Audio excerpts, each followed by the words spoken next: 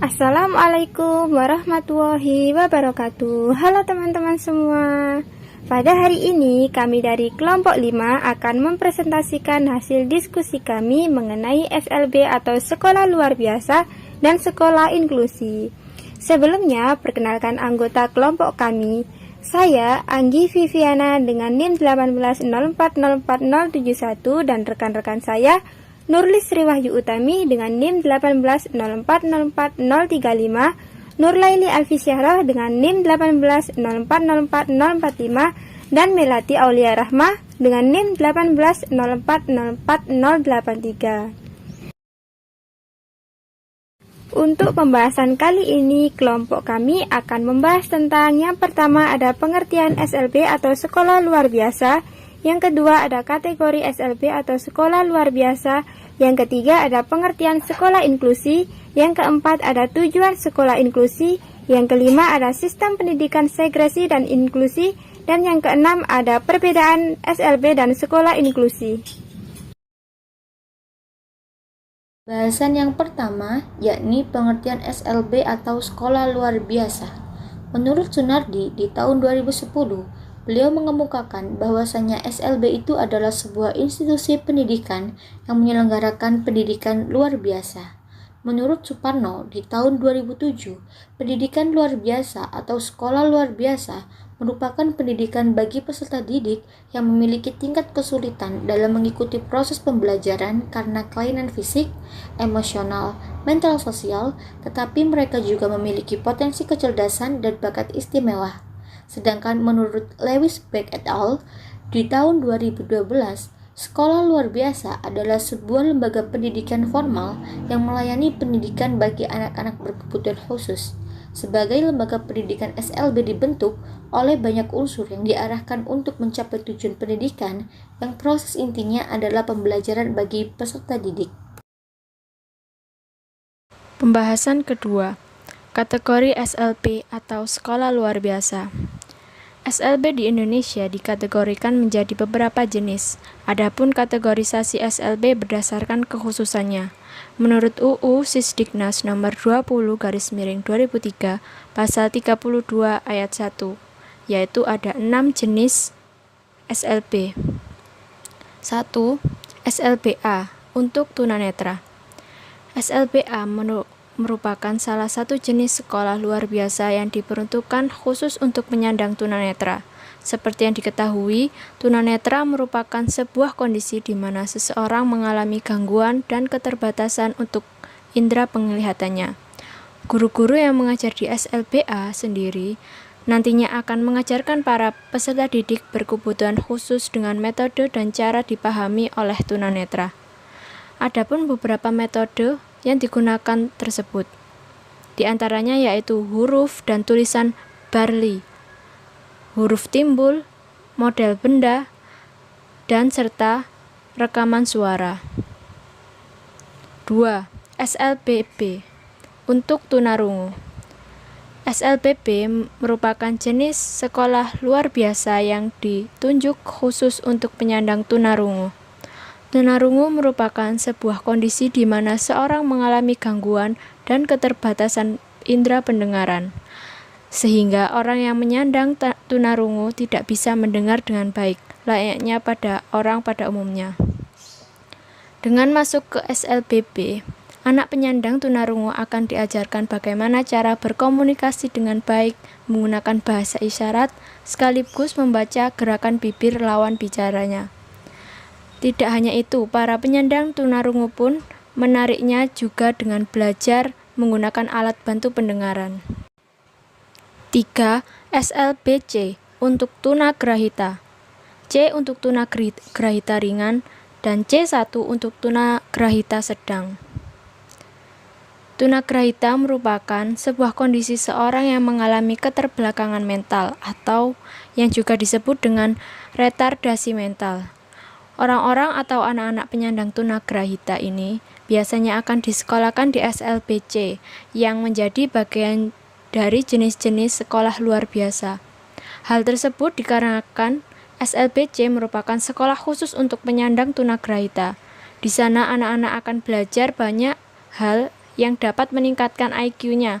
Sebab setiap penyandang tunagrahita memiliki IQ di bawah rata-rata, yang membuat tingkat integrasinya menjadi lebih rendah dibandingkan anak-anak yang lainnya.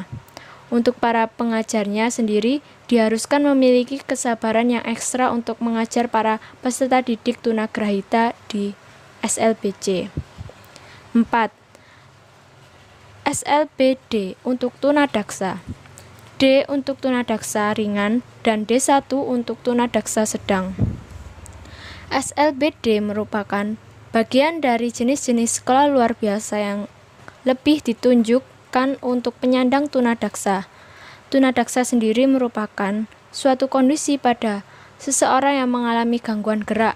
Akibat darinya adanya kelainan struktur tubuh yang bersifat bawaan, efek samping kecelakaan, atau lain sebagainya.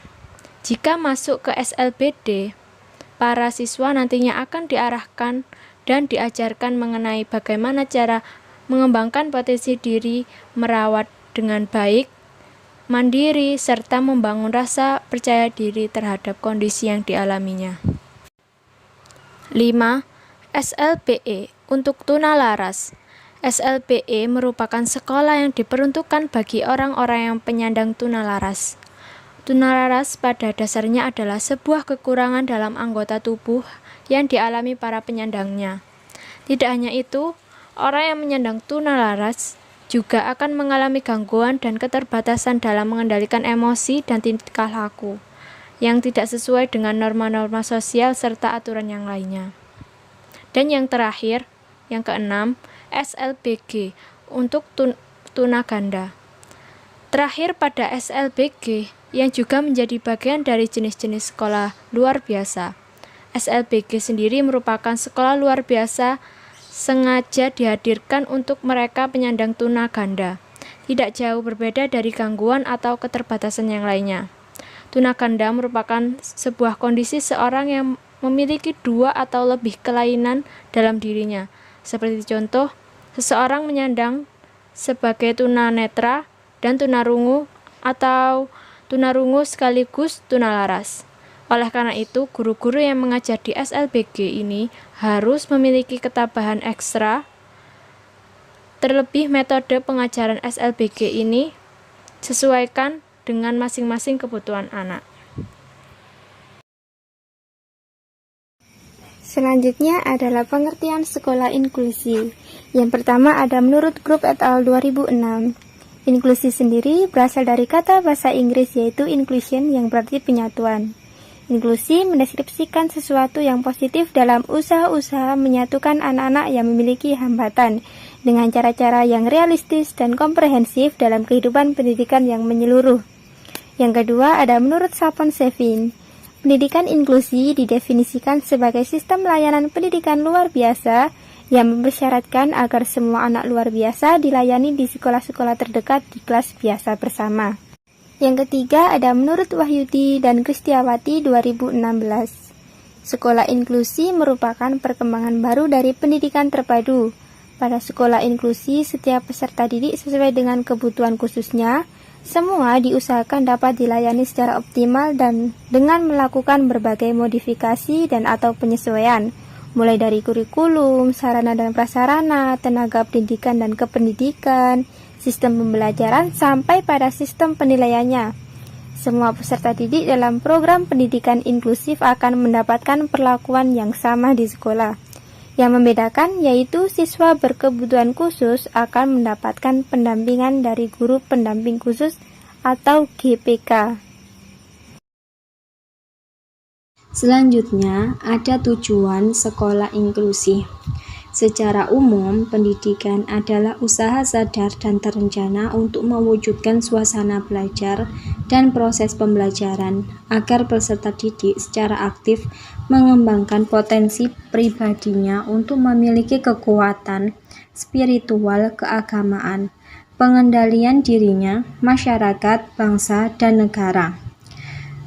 Di sini ada 4 tujuan praktis yang hendak dicapai dalam pendidikan inklusi ini. Yang pertama, yaitu tujuan yang akan dicapai anak, yaitu A. Berkembangnya kepercayaan pada diri anak, merasa bangga pada diri sendiri atau prestasi yang diperolehnya. Yang poin B, anak dapat belajar secara mandiri dengan mencoba memahami dan menerapkan pelajaran yang diperolehnya. Poin C, anak dapat belajar menerima adanya perbedaan dan mampu beradaptasi. Yang poin D, anak mampu berinteraksi aktif bersama teman-temannya. Yang kedua, tujuan yang akan dicapai guru, yaitu guru akan memperoleh kesempatan belajar dari cara mengajar dengan setting inklusi. B. Guru terampil dalam melakukan pengajaran karena peserta didik memiliki latar belakang beragam. C. Guru mengatasi berbagai tantangan dalam memberikan layanan kepada semua anak. D. Guru mempunyai peluang untuk menggali dan mengembangkan berbagai gagasan baru melalui komunikasi dengan anak di lingkungan sekolah dan masyarakat. 3. Tujuan yang akan dicapai orang tua,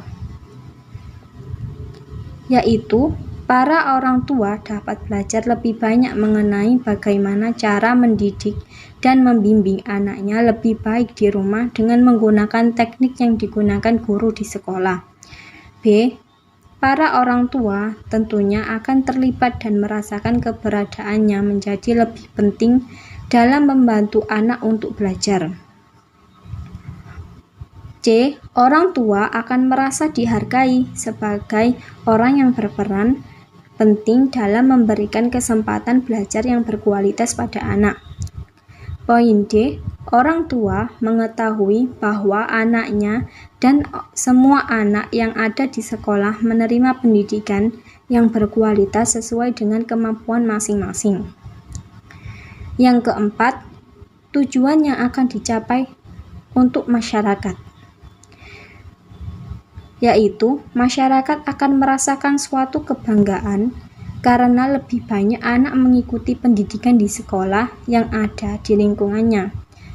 Yang B, semua anak yang ada di masyarakat akan terangkat dan menjadi sumber daya yang potensial yang akan lebih penting guna menciptakan hubungan yang lebih baik antara sekolah dan masyarakat. Bahasan yang kelima, yakni sistem pendidikan segresi dan inklusi. Sistem pendidikan segresi sendiri adalah sistem pendidikan yang terpisah dari sistem pendidikan anak normal.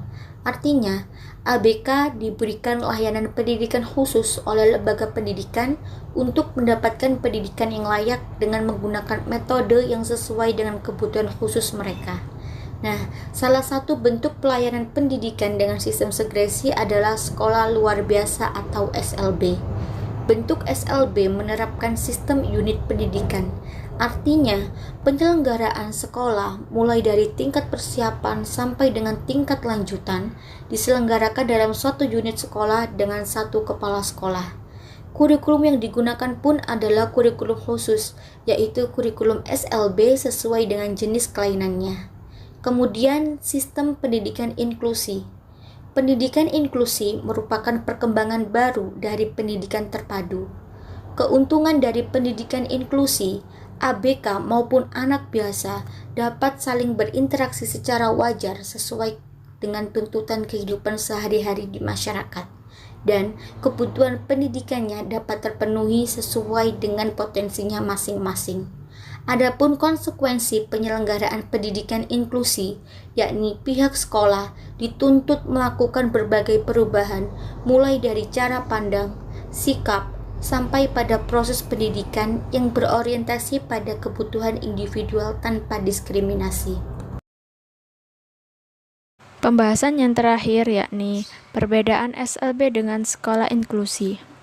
Perbedaan dasar SLB dan sekolah inklusi yang pertama, sekolah inklusi baik untuk ADD yang memiliki kemampuan kognitif cukup bagus. Namun jika kemampuannya di bawah rata-rata, lebih baik ADD bersekolah di SLB.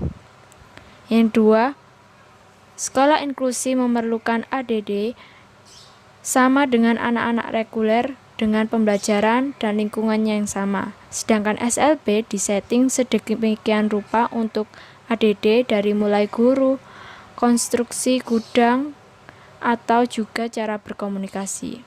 Jadi dapat disimpulkan bahwa ADD yang dimasukkan sekolah inklusi harus kuat secara kognitif serta karena jika tidak mampu mengimbangi bisa menimbulkan depresi. Sekolah inklusi juga telah lama diterapkan di negara-negara lain seperti Jepang, Amerika, Eropa. Disarankan semua guru inklusi melalui pelatihan khusus untuk hasil yang lebih baik. Kesimpulan yang dapat ditarik dari hasil diskusi yang sudah kami bahas adalah pendidikan khusus merupakan pendidikan yang diperuntukkan bagi peserta didik yang memiliki tingkat kesulitan dalam mengikuti proses pembelajaran karena memiliki kelainan fisik, emosional, mental, sosial, dan memiliki potensi kecerdasan dan bakat istimewa. Pendidikan tidak mengenal batas usia dan diskriminasi, termasuk pada anak dengan disabilitas atau ADB. Mereka tetap harus bersekolah selayaknya anak-anak pada umumnya supaya mereka mendapat hak pembelajaran dan masa depan yang sama. Untuk itulah tersedia sekolah luar biasa atau SLB sebagai tempat pendidikan bagi ADB sendiri. Di tahun 2003, opsi sekolah bertambah lagi, yakni sekolah inklusi. Sekolah inklusi merupakan sekolah reguler yang menerima ADB sebagai siswanya. Untuk itu, tak sembarangan sekolah reguler ditunjuk pemerintah untuk menjadi sekolah inklusi. Sekian presentasi dari kelompok kami, kurang lebihnya kami mohon maaf. Wassalamualaikum warahmatullahi wabarakatuh.